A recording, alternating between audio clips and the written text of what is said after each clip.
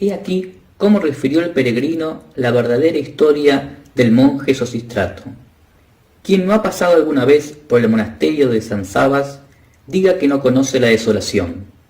Imagínense un antiquísimo edificio situado sobre el Jordán, cuyas aguas, saturadas de arena amarillenta, se deslizan ya casi agotadas hacia el mar muerto, por bosquecillos de ribentos y manzanos de Sodoma. En toda aquella comarca no hay más que una palmera, cuya copa sobrepasa los muros del monasterio. Una soledad infinita, solo turbada de tarde en tarde por el paso de algunos nómades que trasladan sus rebaños, un silencio colosal que parece bajar de las montañas cuya eminencia amuralla el horizonte. Cuando sopla el viento del desierto, llueve arena impalpable. Cuando el viento es del lago, todas las plantas quedan cubiertas de sal. El ocaso y la aurora confúndense en una misma tristeza. Sólo aquellos que deben expiar grandes crímenes arrostran semejante soledad.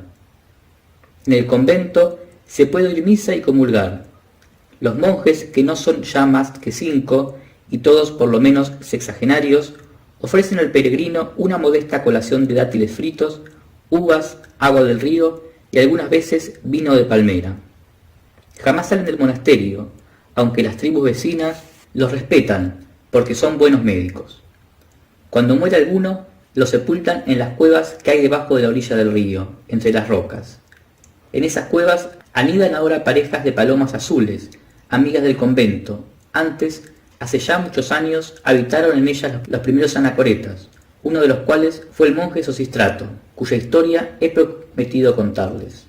Ayúdame, Nuestra Señora del Carmelo, y vosotros escuchad con atención.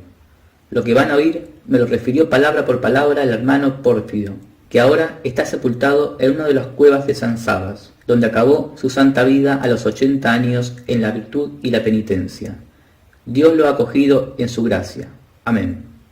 Sosistrato era un monje armenio, que había resuelto pasar su vida en la soledad con varios jóvenes compañeros suyos de vida mundana, recién convertidos a la religión del crucificado. Después de largo vagar por el desierto, encontraron un día las cavernas de que he hablado, y se instalaron en ellas. El agua del Jordán, los frutos de una pequeña hortaliza que cultivaban en común, bastaban para llenar sus necesidades. Pasaban los días orando y meditando. De aquellas grutas surgían columnas de plegarias que contenían con esfuerzo la vacilante bóveda de los cielos próxima a desplomarse sobre los pecados del mundo. El sacrificio de aquellos desterrados que ofrecían diariamente la maceración de sus carnes y la pena de sus ayunos a la justa ira de Dios, para aplacarla, evitaron muchas pestes, guerras y terremotos. Esto no lo saben los impíos, que ríen con ligereza de las penitencias de los cenobitas. Y, sin embargo, los sacrificios y oraciones de los justos son las claves del techo del universo.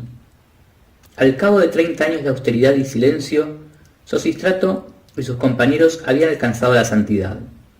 El demonio vencido aullaba de impotencia bajo el pie de los santos monjes. Estos fueron acabando con sus vidas uno tras otro, hasta que al fin Sosistrato se quedó solo. Estaba muy viejo, muy pequeñito, se había vuelto casi transparente. Oraba arrodillado 15 horas diarias y tenía revelaciones. 2 palomas amigas traíanle cada tarde algunos granos de granada y se los daban a comer con el pico. Nada más que de eso vivía. En cambio, olía muy bien, como un jazminero por la tarde. Cada año, el viento oloroso encontraba al despertar en la cabecera de su lecho de ramas una copa de oro llena de vino y un pan con cuyas especies comulgaba, absorbiéndose en éxtasis inefables. Jamás se le había ocurrido pensar de dónde venía aquello, pues bien sabía que el Señor Jesús puede hacerlo. Y aguardando con unión perfecta el día de su ascensión a la bienaventuranza, continuaba soportando sus años. Desde hacía más de 50, ningún caminante había pasado por allí. Pero una mañana, mientras el monje rezaba con sus palomas, estas asustadas de pronto echaron vuelo abandonándolo. Un peregrino acababa de llegar a la entrada de la caverna. Sosistrato, después de saludarlo con santas palabras, lo invitó a reposar, indicándole un cántaro de agua fresca. El desconocido bebió con ansia como si estuviese anodado de fatiga, y después de consumir un puñado de frutas secas que extrajo de su alforja, oró en compañía del monje. Transcurrieron 7 días. El caminante refirió su peregrinación desde Cesarea hasta las orillas del Mar Muerto, terminando la narración con una historia que preocupó a Sosistrato. «He visto los cadáveres de las ciudades malditas», dijo una noche a su huésped. «He mirado humear el mar como una hornalla, y he contemplado, lleno de espanto, a la mujer de Sal, la castigada esposa de Lot. La mujer está viva, hermano mío, y yo la he escuchado gemir y la he visto sudar al sol del mediodía. Cosa parecida cuenta Juvencus en su tratado de Sodoma», dijo en voz baja Sosistrato. «Sí, conozco el pasaje», añadió el peregrino. «Algo más definitivo hay en él todavía, y de ello resulta que la esposa de Lot ha seguido siendo fisiológicamente mujer. Yo he pensado que sería obra de caridad libertarla de su condena». «Es la justicia de Dios», exclamó el solitario. «¿No vino Cristo a redimir también con su sacrificio los pecados del antiguo mundo?», replicó suavemente el viajero, que parecía docto en letras sagradas.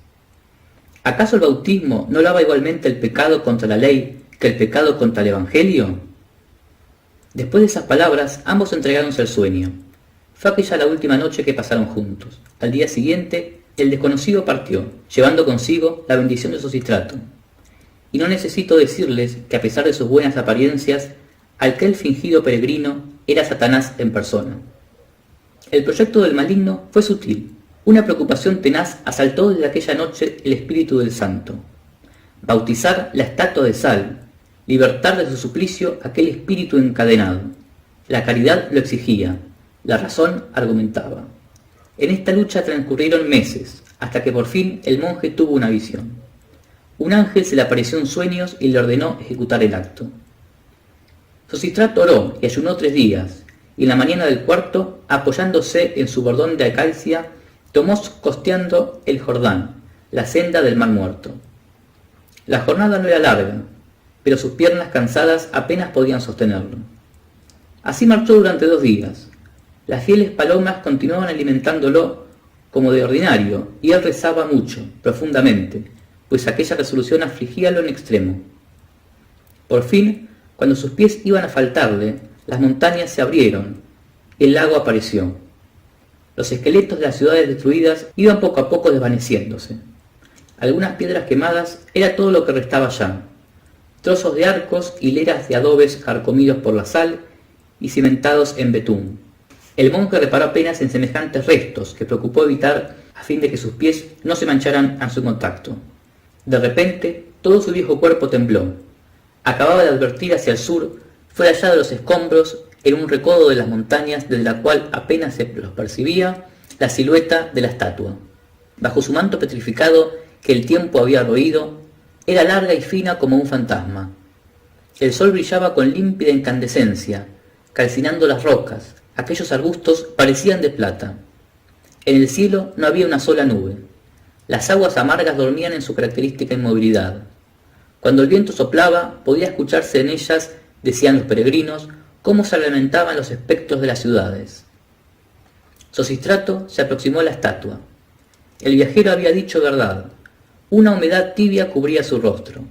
Aquellos ojos blancos, aquellos labios blancos, estaban completamente inmóviles bajo la invasión de la piedra, en el sueño de siglos. Ni un indicio de vida la salía de aquella roca. El sol la quemaba con tenacidad implacable, siempre igual desde hacía miles de años. Y sin embargo, esa efigie estaba viva, puesto que sudaba. Semejante sueño resumía el misterio de los espantos bíblicos. La cólera de Jehová había pasado sobre aquel ser, espantosa amalgama de carne y de peñasco. ¿No era temeridad e intento de turbar ese sueño? ¿No caería el pecado de la mujer maldita sobre el insensato que procurara de redimirla?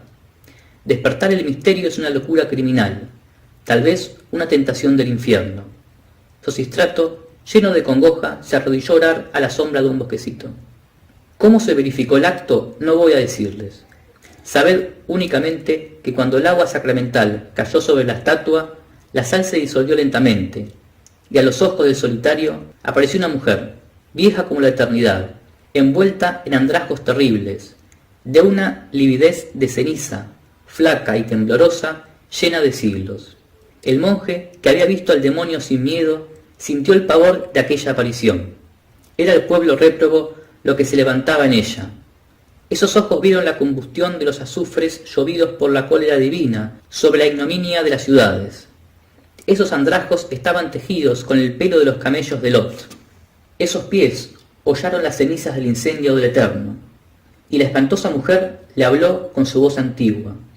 Ya no recordaba nada, solo una vaga visión del incendio, una sensación tenebrosa despertada a la vista de aquel mar. Su alma estaba vestida de confusión. Había dormido mucho, un sueño negro como el sepulcro. Sufría sin saber por qué, en aquella sumersión de pesadilla. Ese monje acababa de salvarla, lo sentía, era lo único claro en su visión reciente. Y el mar, el incendio, la catástrofe, las ciudades ardidas, todo aquello se desvanecía en una clara visión de muerte. Iba a morir, estaba salvada, pues, y era el monje quien la había salvado. Sosistrato temblaba, formidable, una llama roja incendiaba sus pupilas. El pasado acababa de desvanecerse en él, como si el viento de fuego hubiera barrido su alma. Y sólo ese convencimiento ocupaba su conciencia. La mujer de Lot estaba allí. El sol descendía hacia las montañas, púrpuras de incendio manchaban el horizonte. Los días trágicos revivían en aquel aparato de llamaradas. Era como una resurrección del castigo, reflejándose por segunda vez sobre las aguas del lago amargo. Sosistrato acababa de retroceder en los siglos, recordaba, había sido actor en la catástrofe, y esa mujer le era conocida. Entonces una ansia espantosa le quemó las carnes. Su lengua habló, dirigiéndose a la espectral resucitada. Mujer, respóndeme una sola palabra. Habla, pregunta. ¿Responderás? Sí, habla, me has salvado. Los ojos de la anacoreta brillaron, como si en ellos se concentrase el resplandor que incendiaba las montañas. Mujer, dime qué viste cuando tu rostro se volvió para mirar. Una voz anudada de angustia le respondió. Oh, no, por Elohim, no querrás saberlo. Dime qué viste. No, sería el abismo. Yo quiero el abismo, es la muerte. Dime qué viste. No puedo, no quiero. Yo te he salvado. No. El sol acababa de ponerse. Habla. La mujer se aproximó. Su voz parecía cubierta de polvo. Se apagaba, agonizando. Por las cenizas de tus padres. Habla. Entonces aquel espectro aproximó su boca al oído del cenobita y dijo una palabra. Y Sosistrato, fulminado, anodadado, sin arrojar un grito, cayó muerto. Roguemos a Dios por su alma.